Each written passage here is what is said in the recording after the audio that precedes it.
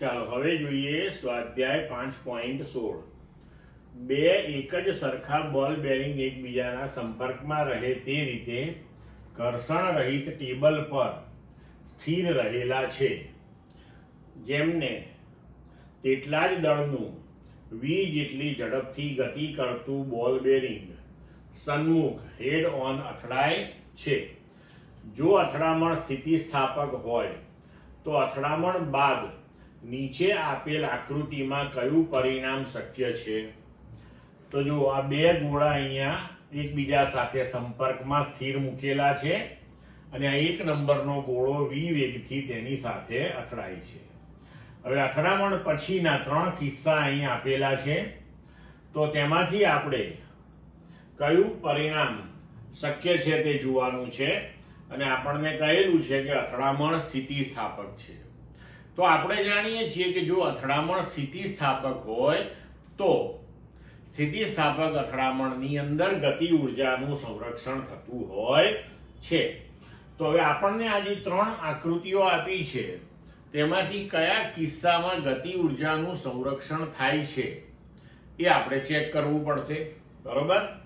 તો જુઓ, 1, 2 અને 3 આ 3 ગોળા આપણને આપ્યા છે. 2 અને 3 એકબીજા સાથે સંપર્કમાં છે. 1 એ v વેગથી તેને અથડાય છે. 2 અને 3 એકબીજા સાથે સંપર્કમાં છે અને સ્થિર છે. તો હવે પ્રારંભિક ગતિ ઉર્જા સમગ્ર તંત્રની કેટલી થશે? તો કે ½ mv². ત્રણેયનું દળ સમાન છે. હવે આપણે આકૃતિ નંબર 1 જોઈએ. બરોબર?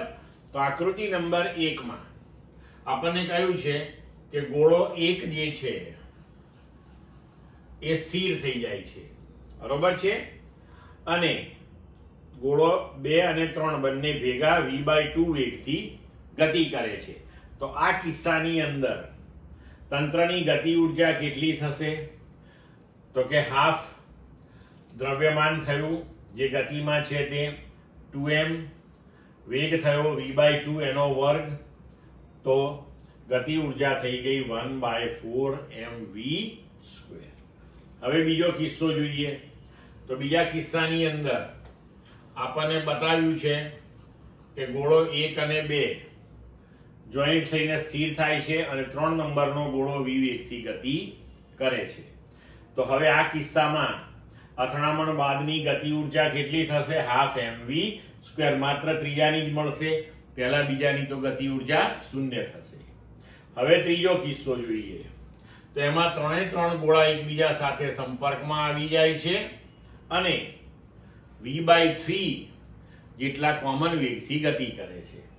તો કુલ ગતિ ઉર્જા થઈ ગઈ 1/2. ત્રણેયનું થઈને દળ થશે 3m અને વેગ છે v/3, તો એનો વર્ગ, તો આ થશે 1/6mv². તો હવે તમે જુઓ કે પ્રારંભિક ગતિ ઉર્જા અને અંતિમ ગતિ ઉર્જા કયા કેસમાં સમાન થઈ? તો કે બીજા નંબરની આકૃતિમાં જે કિસ્સો વર્ણવ્યો છે તેમાં ગતિ ઉર્જાનું સંરક્ષણ થયેલું જોવા મળે છે.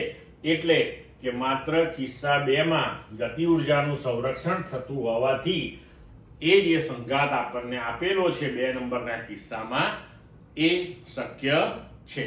ક્લિયર મિત્રો?